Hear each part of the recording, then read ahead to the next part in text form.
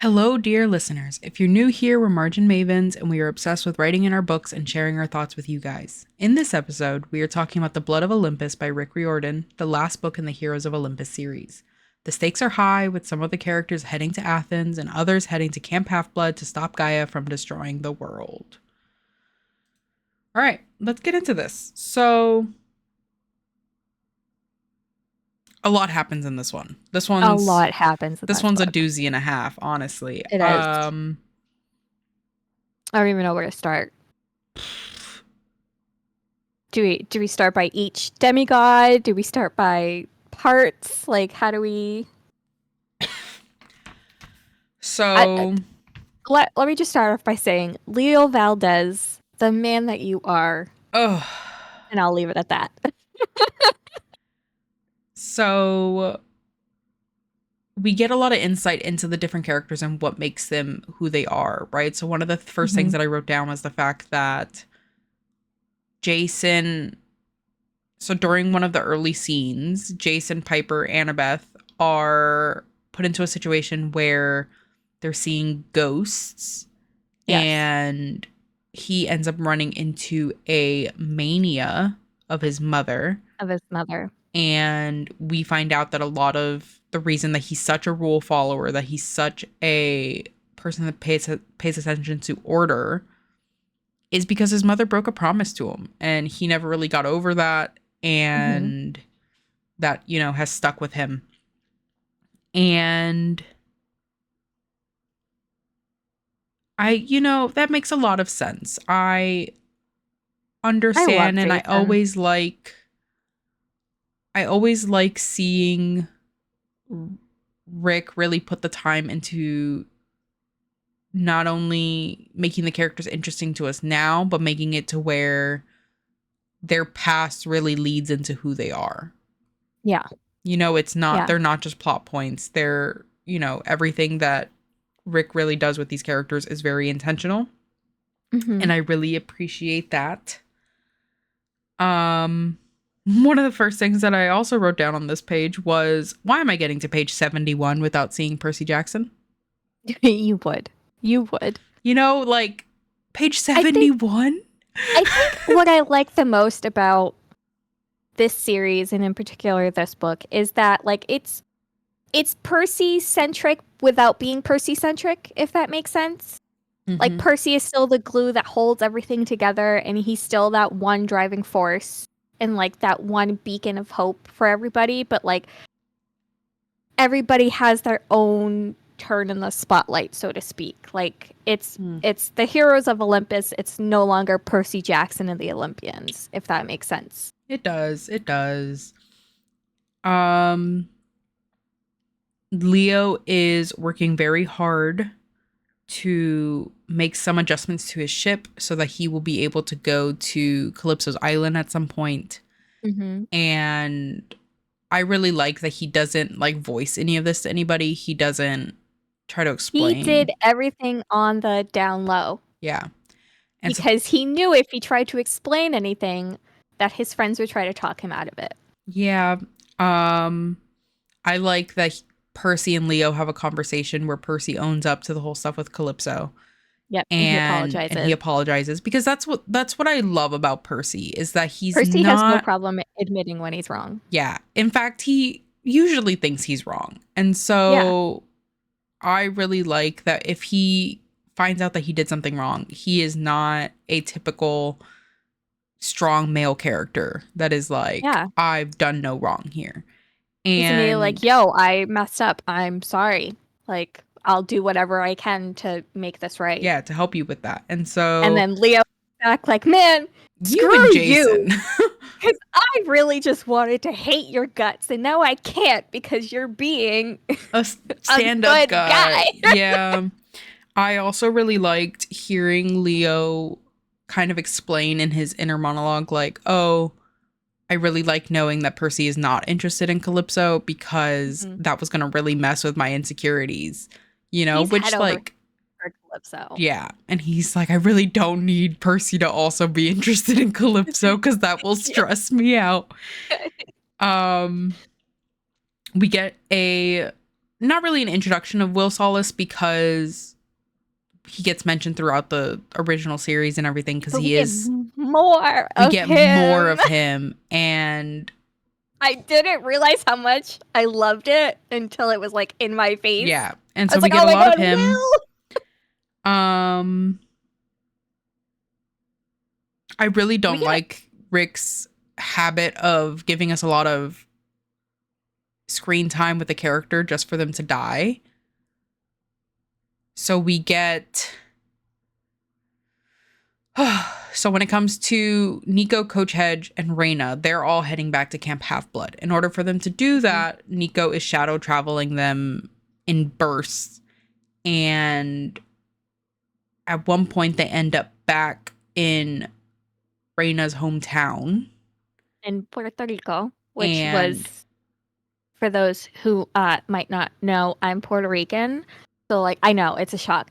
But, like, that was, like, a huge thing for me. And it was just, like, reading it then when it, like, first came out and then rereading it now, I'm like, I was still, like, all giddy, like, yay, Puerto Rican representation. We love it.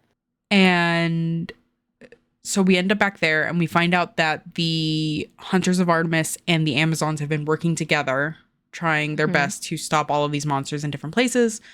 Reyna and her friends are also being tracked by... I can't remember. I didn't write his name down. He's not important to me. He's important, but he's not that important. Yeah. So it's an immortal hunter who is the embodiment of like a male where is entitlement. my hug guy. And he became one of the Hunters of Artemis when, like, obviously eons ago. And then he messed it up because he fell in love with Artemis, knowing the rules, knowing that she would never, got upset at her. She ends up killing him. And now is wreaking havoc. And his whole thing is that he kills strong women. Yes. To prove that he is better. Yes. And we get a lot of interactions between Reyna and her sister. We get a lot of, like, Reyna's backstory and why she is the way that she is. And I just... Yeah. And so we get a lot of that. We also get what I was saying about introducing a character just to get them killed is, like, we get a lot of interaction with Phoebe, right? Which obviously wasn't when she got introduced because we met her, you know, in Percy Jackson at the Olympians because she is one of the oldest hunters of Artemis. And she's been there, you know, since the beginning. So she knows about this hunter and stuff. And he shows up and she dies. And it's a bummer. And it's a bummer because Reyna has a moment of, like, this person was alive for like 4,000 years and now they're not. And that's a lot. And she carries that guilt with her. Yeah. A lot throughout the rest of the book. And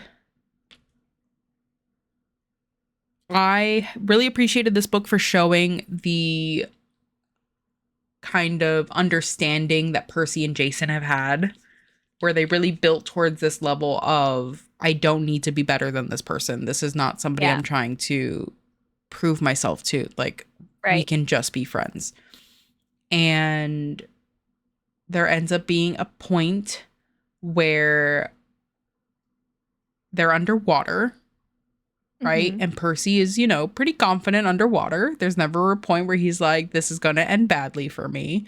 And then Polybots, being who Polybots is, kind of just spurts some poison at Percy. And so suddenly he is drowning, which causes a lot of trauma for him. And this series, once again, just really upsets me knowing that we still end up getting, like, Chalice of the Gods. How, like, you have not read any of the Trials of Apollo, right? Do you know anything about that series? Nope. Okay. I have been avoiding it like the plague because I know I haven't read them yet. Okay. Nico has always been a little scary, but his scene with Bryce where he turns him into a ghost is terrifying. Poor Nico. Yeah. I This kid goes don't through a even know lot. where to start. Like, This kid like goes through a lot over the course of. he goes through so much. But I really love the relationship that he develops with Reina Mm-hmm. and like the Raina the becomes like the older sibling, sister. Yeah. yes, the sibling relationship that they have.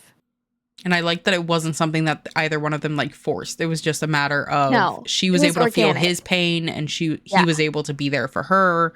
And yeah. so I really like that. I also really loved the soft spot that you can see Coach Hedge having for I him think yes, because yes. Nico's like, you saw what I just did and you're not like wanting to get away from me. And Coach is like, we all got some sort of darkness, you know, we all have Yeah. something going on. Coach Hedge really has. He's really like the opposite of Grover because up like through Percy Jackson and the Olympians, like the only real like interactions we have with satyrs are with Grover, right? And then at the end we get a little bit extra with the Council of Elders or whatever it's called, but The like Cloven Elders.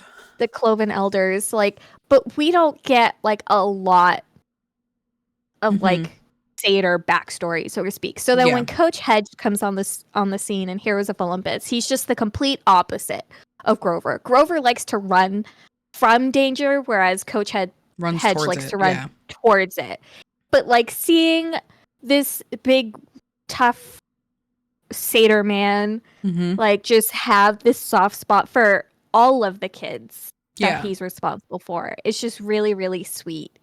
Yeah. And then seeing him at the end, like getting to see his wife baby. and his baby and like all this other Making stuff. It's just Clarice the so godmother and she yeah, like acts like a little bodyguard for the baby. she is, and it's just really, really sweet that he just like Yeah, I mean, at the end of the day. I think it's really cool because Rick puts a lot of effort into like giving diversity for all the characters, and I like that even goes as far as the satyrs because Yes. we see the different types of satyrs. We see the fawns, we see all of Yes. these things, and they're all, you can tell he put thought into it, which is just really nice. Yeah. So back in Greece, they're trying to figure out what they need to do. So they know that they have to track down Apollo and Artemis. Mm-hmm. And Apollo has goofed up. So it's funny because I didn't piece it until I reread Blood of Olympus. But this what we discover about Apollo in this book is the driving force between the Trials of Apollo, the next series. So like in my head, when I read the Trials of Apollo, I was like, what did Apollo ever do? And then I'm reading this book, I'm like, oh. Yeah. So you want to explain to the readers what Apollo did?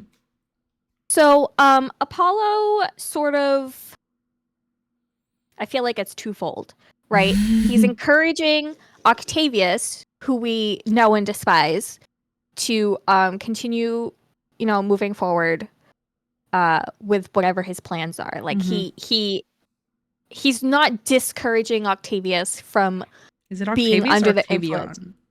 I don't remember. Octavius. It doesn't matter. Yeah, it doesn't matter. At the end of the day, he's still a bad person. Okay? Yeah. This little teddy bear murderer. True. But the other thing is, and I'm going to try to explain the other part without giving away too much of the Trials of Apollo. But like the other part is, we discover that Apollo has been disconnected from his oracle at Delphi. Mm-hmm. And instead of doing anything about it, Apollo is just sort of like, it is what it is.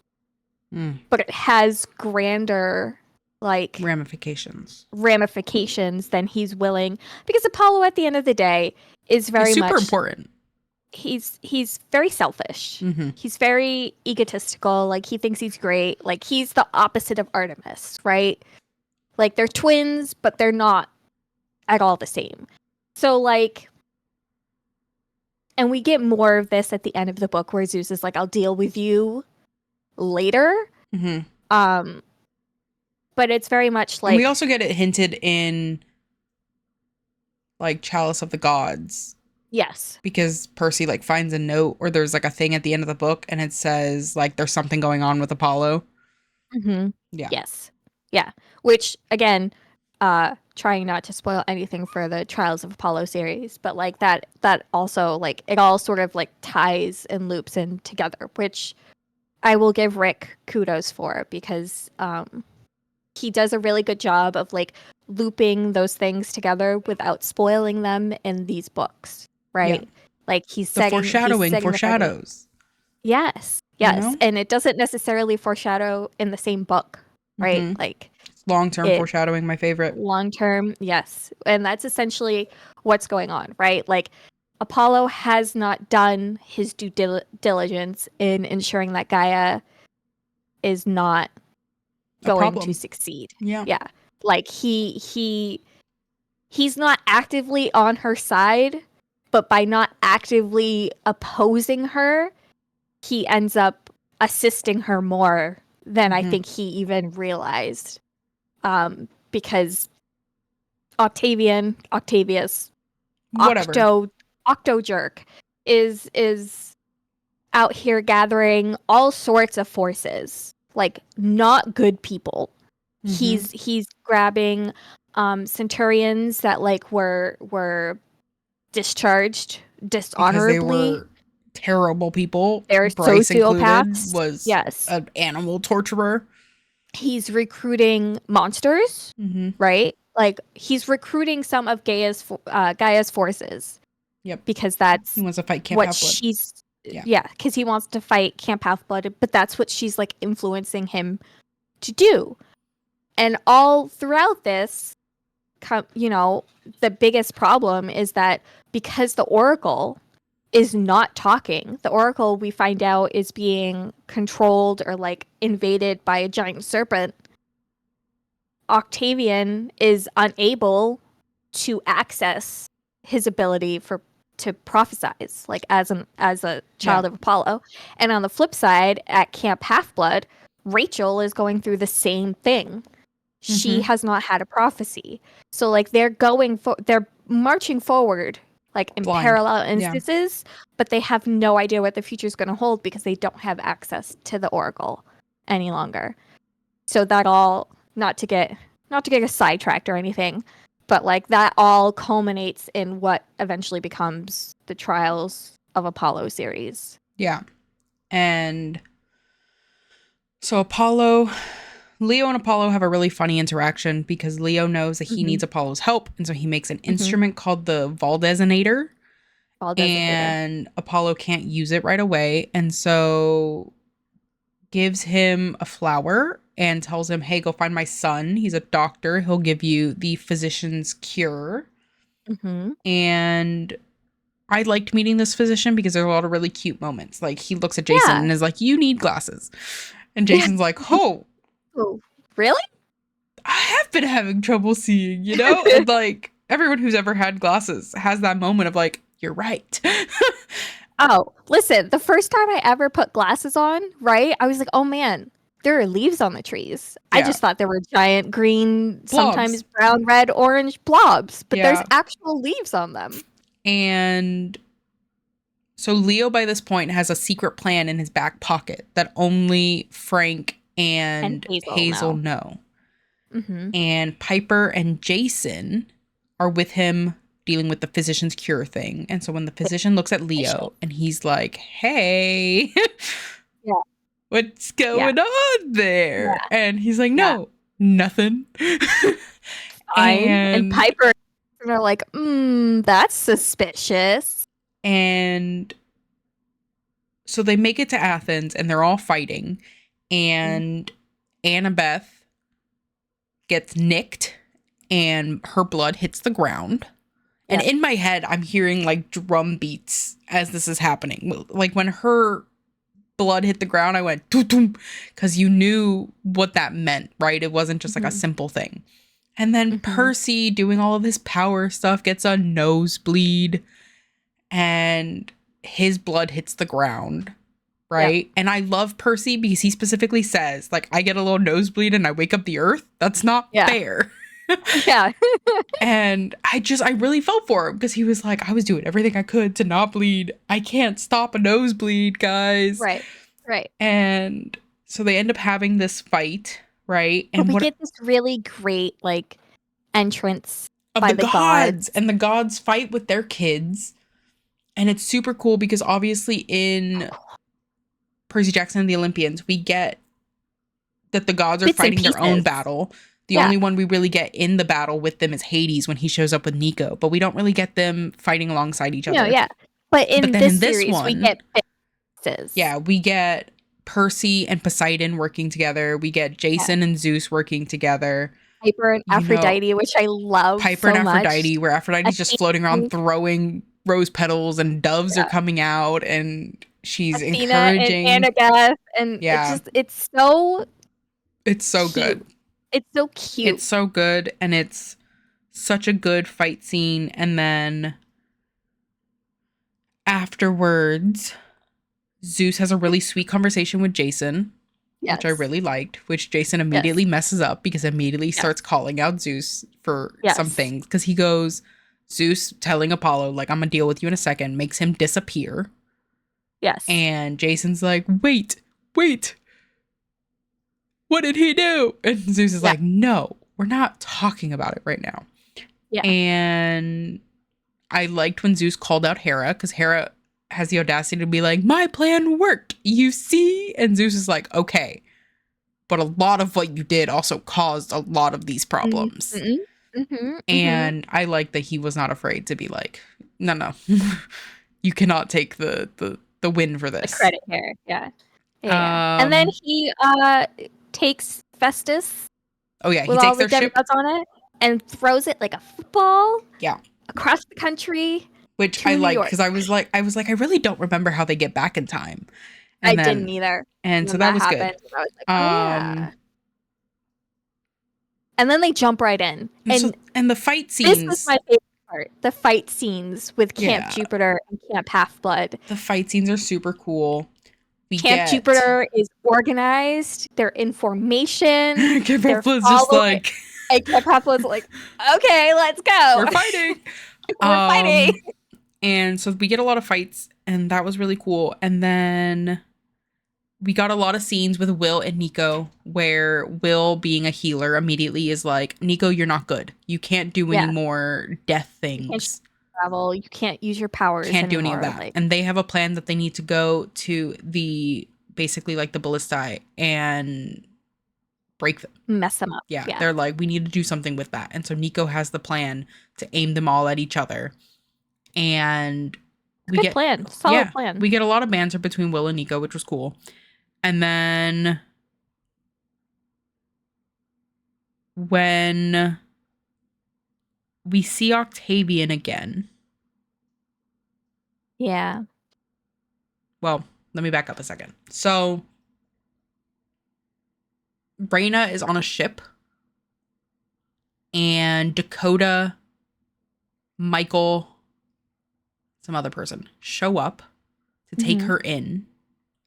And I think was it Lisa? I don't remember. And Tyson and a couple other people show up, take them out, or take Michael out. And because Michael is Octavian's like best friend, like Octavian sponsored Michael, and so Michael has a lot of loyalty to him. But you could tell that Michael's heart just like wasn't in what he was having to do. And so then Raina tells Dakota and the other person to get their cohorts and not fight them, but get their cohorts to a point where they're not fighting Camp Half-Blood and just wait for the orders.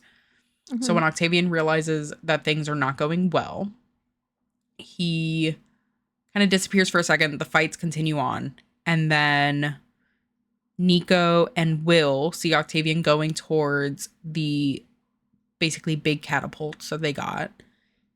And they're trying to get him to stop because they know that they've messed with them and they know that this is not going to end well. And Octavian is a raging lunatic by this point. He is so stuck on the idea of firing on the ship, which at this point, the ship is like dragging Gaia into the air. Yep. With Leo on board. With Leo on it. And Jason and Piper up there as well, with Piper trying to charm speak Gaia to go to sleep. Gaia Yes. to going to sleep. Yes. And so there's a lot of things happening. And so we get to the Leo side of things, right? And they all have that moment of Leo telling them, like, you guys need to get off of the ship now. And it's a really heartbreaking scene because that's when everybody kind of figures out, like, Leo's going to sacrifice himself. When Jason figures it out, at least. And so they get out of there because Leo's not giving them much of a choice. And we flip back to Octavian. And he is not doing well.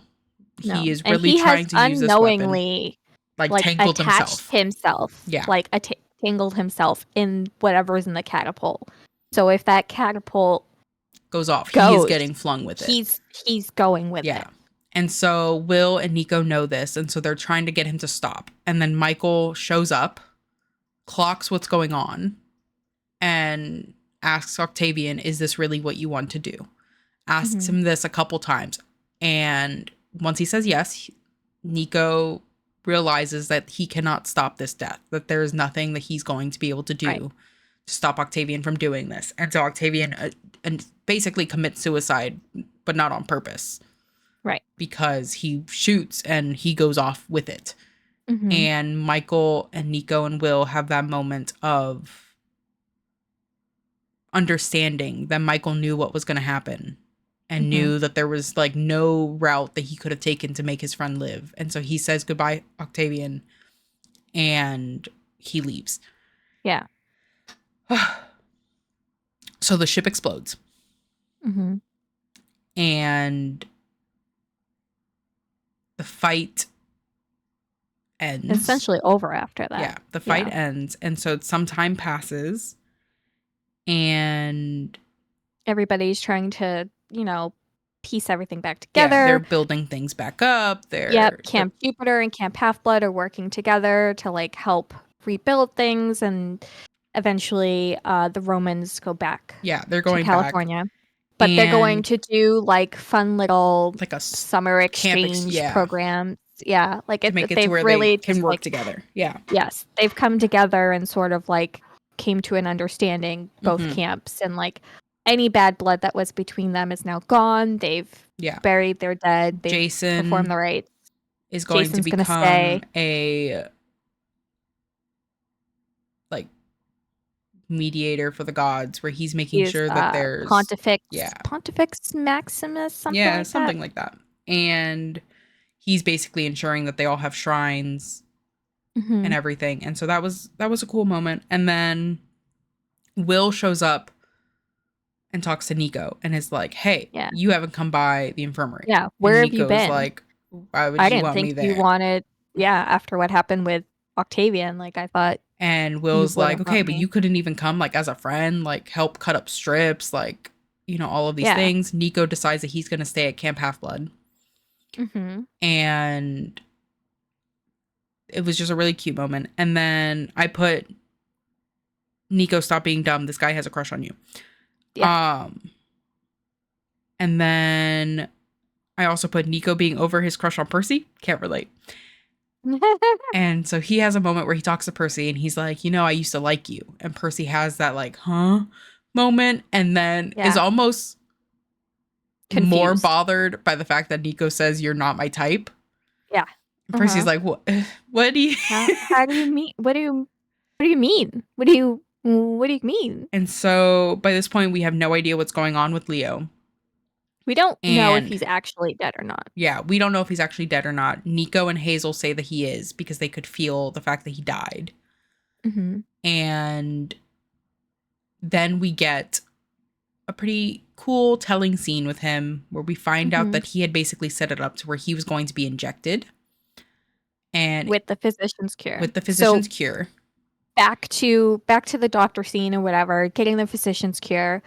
What Leo ended up doing, and the reason why he needed to loop in Hazel especially, was to utilize her talent with the mist to make Piper think that she had the physician's cure.